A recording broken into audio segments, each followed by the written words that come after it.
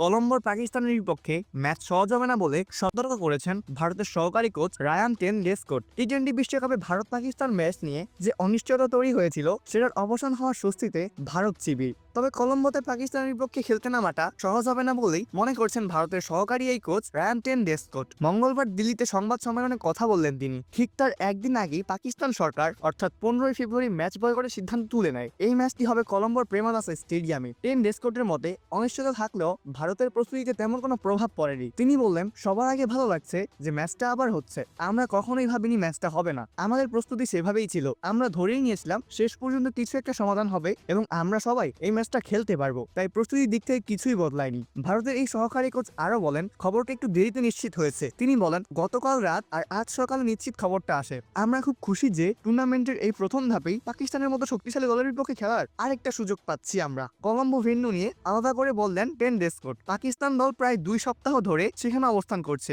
সেটাকে বাড়তি চ্যালেঞ্জ হিসেবেই দেখছেন রায়ান টেন্ডুলকার।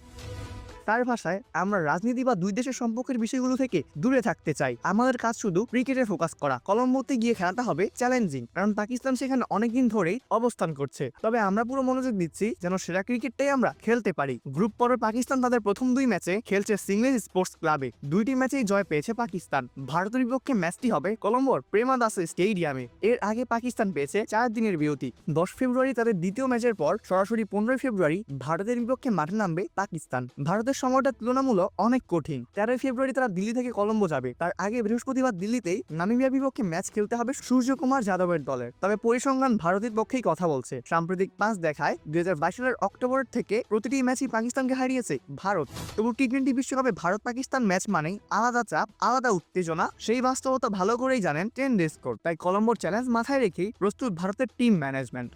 অপূর্ব দাস, ফ্লেভার্স নিউজ।